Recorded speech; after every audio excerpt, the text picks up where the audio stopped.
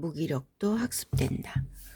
실현과 역경은 도전을 피할 수 없는 환경을 제공한다는 점에서 분명 순기능이 있다. 하지만 누구나 어려운 환경을 딛고 성장할 수 있는 것은 아니다.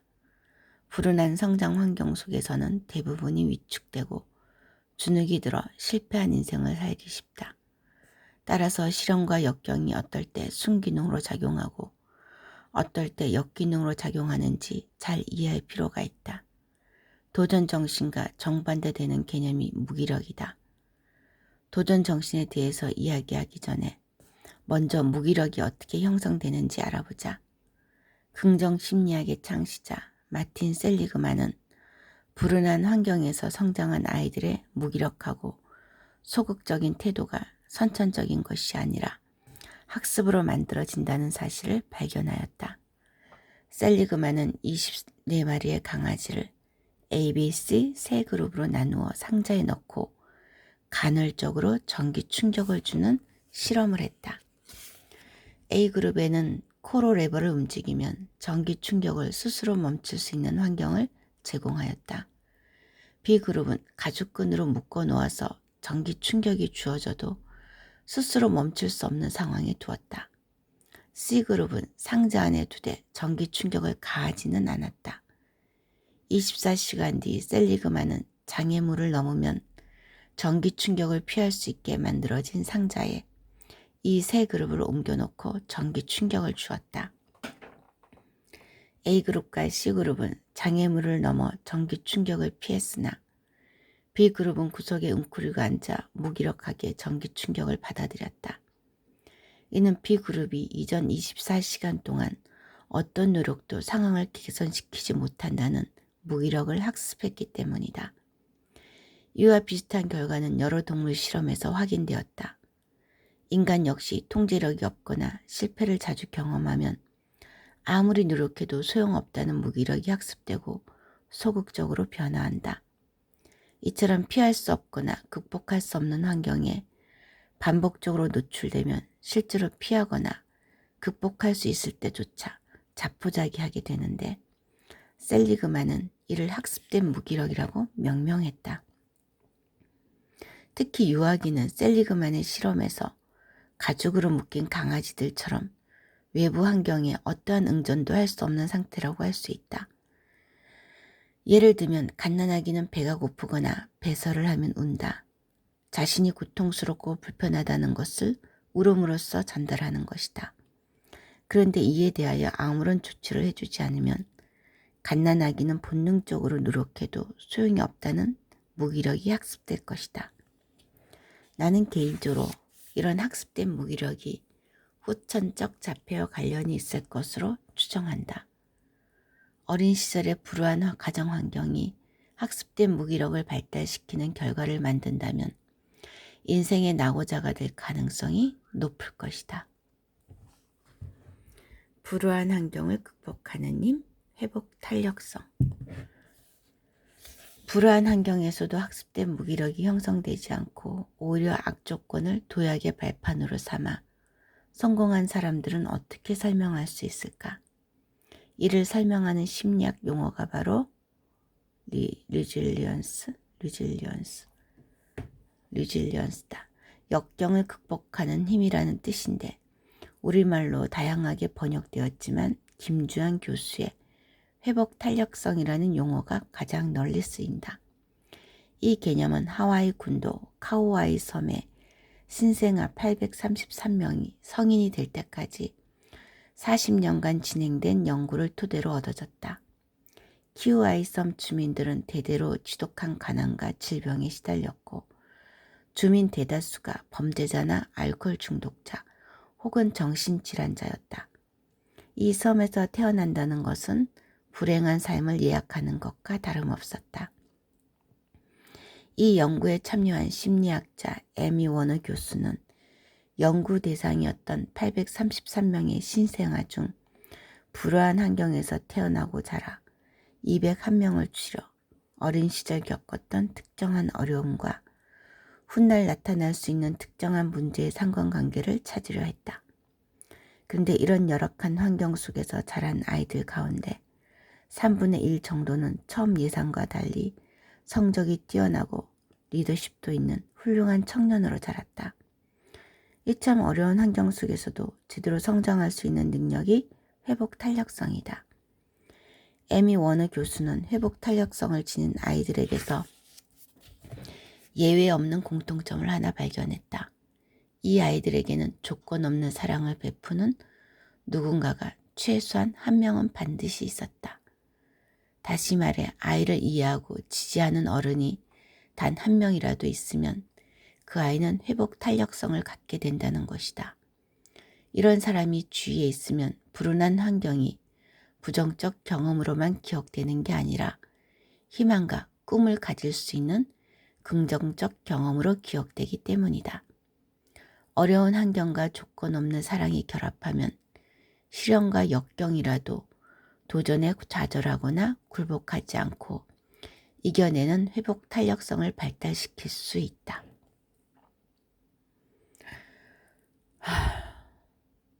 그래, 나도 지금 힘든 일을 겪었지만 이 또한 손뼉이 마주친 것도 뭐 한 손만 잘못했으겠어? 양손이 다 잘못했어지? 내가 교만했지. 내가 뭔가 내 힘으로 할 수 있다고 생각했던 게 큰 오만이었어. 그래, 사람을 바꾸는 건 내 힘으로 할 수 없는 거였던 거야. 그래, 인정하자. 내가 실수했다는 거 인정하고 다시 또 시작해보자. 낙천성 실패를 견디는 에너지. 고맙습니다. 황농문 교수님. 이 책을 읽으면서 제가 또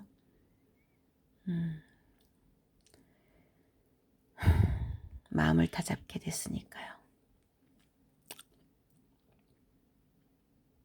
낙천성, 실패를 견디는 에너지. 어떤 일이든 성공에 이르기까지는 수많은 실패가 수반된다. 절대 온도의 개념을 발견하고 열악한 분야에서 커다란 업적을 남긴 켈빈 경은 노년에 접어들었을 때 학문에 바친 자신의 40년 인생을 한 단어로 특정 지을 수 있다고 했다. 그 단어는 바로 실패였다. 과학사에서 가장 위대한 업적을 남긴 뉴턴도 이와 다르지 않은 이야기를 했다. 그 역시 말년에 나는 진리의 거대한 바다가 아무것도 발견되지 않은 채 내 앞에 놓여있는 바닷가에서 놀며 때때로 보통보다 매끈한 조약돌이나 더 예쁜 조개를 찾고 있는 어린아이에 지나지 않는다고 자신을 평가했다. 에디슨은 무려 2000번의 쓰디쓴 실패를 경험한 끝에 전구를 발명했다.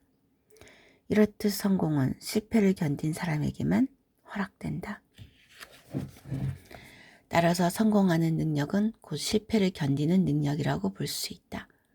실패를 견디는 능력이 배양되어야 비로소 도전 정신도 만들어진다. 그러므로 천재들의 위대한 업적에만 주목하기보다는 끈기와 인내를 가지고 실패를 견뎌내며 어떻게 창조적 결과를 얻었는지 그 과정에 주목할 수 있어야 한다. 한편 어떤 시도를 했는데 결과가 어정쩡해서 실패인지 성공인지 애매할 수가 있다. 이때 비관적인 사람은 실패로 받아들인다. 반면 낙천적인 사람은 성공으로 받아들인다. 따라서 낙천적인 태도가 삶에서 더 많은 성공 경험을 하도록 유도한다는 것을 알 수 있다. 실패를 견디려면 실패를 실패로 간주하지 않는 낙천성이 무엇보다도 중요하다. 실패는 성공으로 가는 자연스러운 과정이라고 여겨야 한다는 말이다. 아인슈타인은 몇 달이고 몇 년이고 생각하고 또 생각한다. 그러다 보면 99번은 틀리고 100번째 이르러서야 비로소 맞는 답을 찾아냈다고 한다. 그런데 만일 그 실패에 대해 부정적 감정을 느끼는 사람이었다면 어땠을까? 99번 실패하고 100번째 성공해도 부정적 감정이 압도적으로 컸을 테고 더 이상 도전하려는 의욕이 생기지 않았을 것이다. 그러나 아인슈타인은 99번의 실패조차 견디는 능력, 실패를 실패로 간주하지 않고 성공으로 나아가는 과정으로 여기는 낙천성을 갖고 있었다. 모차르트 역시 굉장히 낙천적인 사람이었다고 알려져 있다. 한 번은 그가 새로 작곡한 곡으로 오페라 공연을 했는데 청중이 고작 10명밖에 오지 않은 처참한 상황이 벌어졌다. 근데 그가 부인에게 보낸 편지 내용은 환희로 가득 차 있었다. 오늘 공연은 정말 대성공이었어. 오, 내 열정을 쏟아부은 오페라. 난 정말 날아갈 듯 기분이 좋다오. 참석한 10명의 관객들도 감격의 박수를 보냈다오. 김상훈, 아버지도 천재는 아니었다. 명진출판 2008. 이나모리 가져오는 매출액이 50조 원 이상인 일본 교세라의 창업자이자 경영의 신으로 추앙받고 있는 인물이다. 그는 평소에 문제를 해결하기 위해서는 머리끝에서 발끝까지 온몸을 그 생각으로 가득 채우고 피 대신 생각이 흐르게 하라며 몰입할 것을 강조하였다. 그는 자신의 전 재산을 사회에 환원하고 65세가 되던 1997년에 은퇴를 선언, 자신이 세운 회사를 떠났다. 그리고 절에 들어가 승려가 되었다. 2010년 당시 하토야마 유키오 일본 총리는 절에서 수행하던 이나모리 가주오를 방문하여 약 34조 원에 달하는 빚을 안고 침몰한 JAL 일본 항공을 맡아달라고 부탁했다. 당시 이나모리 회장의 나이는 78세였다. 처음에는 거절했으나 히토야마 총리의 끈질긴 노력 끝에 이나모리 회장은 그 요청을 받아들였고 기적을 일궈냈다. 파산 직전에 JAL을 8개월 만에 흑자로 돌려세웠고 2년 연속 사상 최고 실적을 냈다. JAL 부활의 마지막 퍼즐로 불리던 도쿄증권 거래소 재상장 승인도 얻어냈다. 법정 관리에 들어가면서 상장이 폐지된 지 2년 8개월 만이다. 그가 진정으로 경영의 신임을 다시 증명한 것이다. 이나모리 가주오는 어떤 일에 열정을 갖고 도전하려면 낙관적인 태도가 필요하다고 주장했다. 그의 자서전 카르마 경영에는 그가 얼마나 낙천적인 사람인지 알 수 있는 에피소드가 실려있다. 막 연구원 일을 시작했을 무렵 열심히 실험에 몰두하여 기대하던 결과가 나오면 나는 해냈다 라고 소리치며 그 기쁨을 온몸으로 표현했다. 나를 돕던 조수는 그런 나를 늘 냉소적으로 쳐다보았다. 실험에 성공한 그 어느 날 내가 소리 지르며 기뻐하면서 조수에게 자네도 기쁘지 라며 말을 끝냈는데 그는 잠옷 재미있다는 표정으로 이렇게 말했다. 선배님 왜 그렇게 가볍게 구세요? 해냈다고 뛸 듯이 기뻐할 일은 일생에 한두 번 있을까 말까 하는 일이에요. 그렇게 매번 날뛰며 경박해 보이지 않나요? 그 말을 듣고 나는 일순간 냉수를 뒤집어 쓴 듯한 느낌을 받았다. 그러나 마음을 고쳐먹고 이렇게 말했다. 자네 말에도 일리가 있지만 나는 아무리 사소한 성과라도 해도 단순하고 소박하게 기뻐하는 것이 좋다고 생각하네. 다소 경박해 보일 수 있겠지만 순박하게 기뻐하고 감사하는 마음은 작고 하찮게 여겨지는 연구나 일을 계속하게 만드는 에너지가 되어주지 않아. 맞아, 맞는 말이야.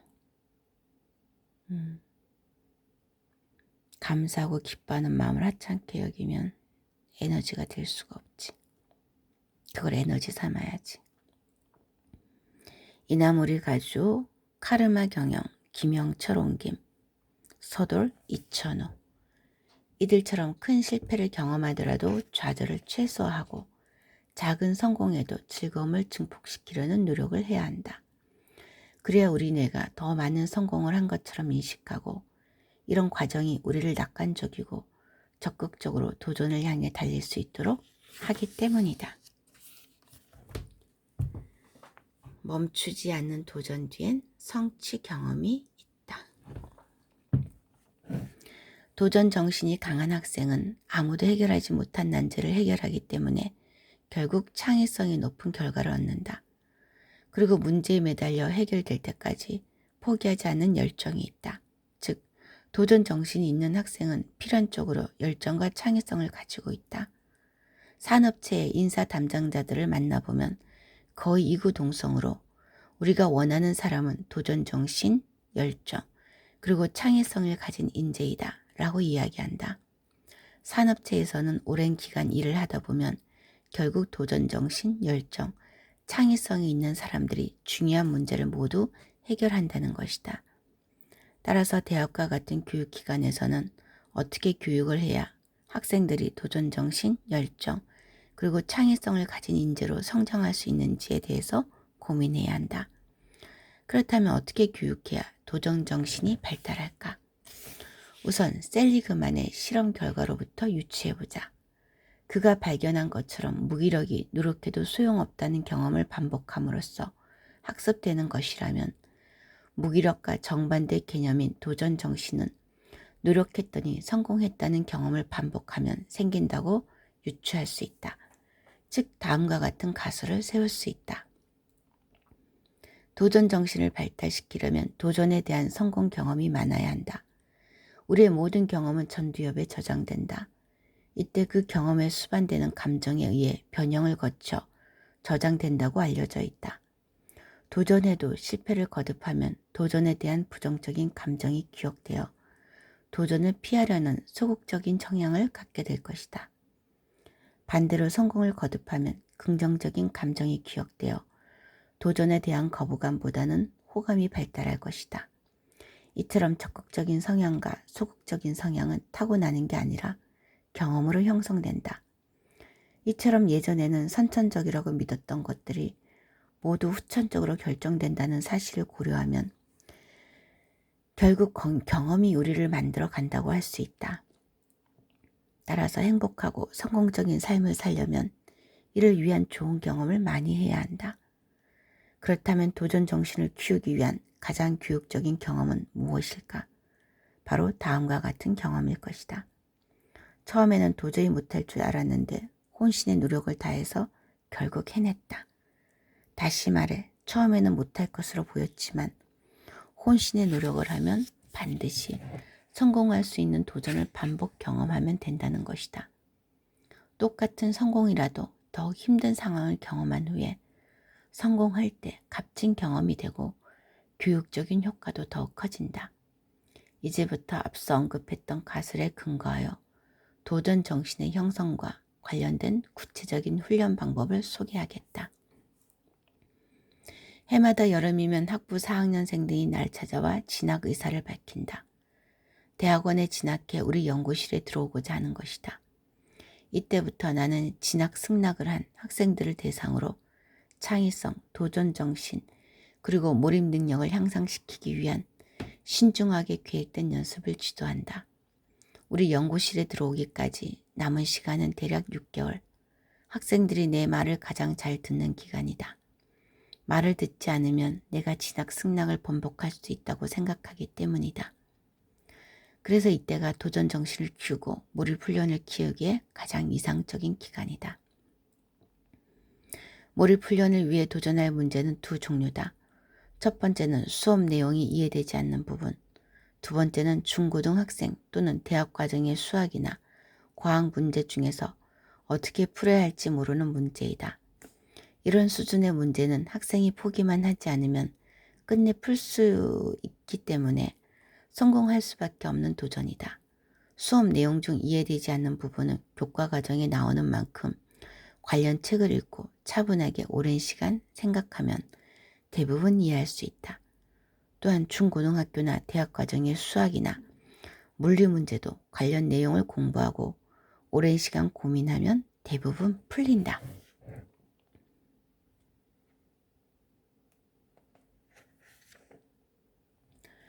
몰입 훈련을 할 때는 자투리 시간을 활용하게 한다. 겨우 자투리 시간이라고 할 게 아니다. 수면 식사와 하루 9시간을 사용하고 업무나 정규 학습으로 8시간을 사용한다고 가정하면 자투리 시간은 무려 7시간이나 된다. 이런 자투리 시간을 활용하는 습관은 대단히 중요하다. 본격적으로 몰입도를 높이고 오랜 시간 유지하기 위해서는 자투리 시간을 생각하는 습관을 형성해야 하기 때문이다. 차라리 시간을 활용하는 또 다른 장점은 스트레스를 덜 받는 것이다. 어차피 버리는 시간을 활용하기 때문에 문제가 풀리지 않더라도 부담감이 적고 자연스럽게 슬로우 싱킹을 할 수 있다.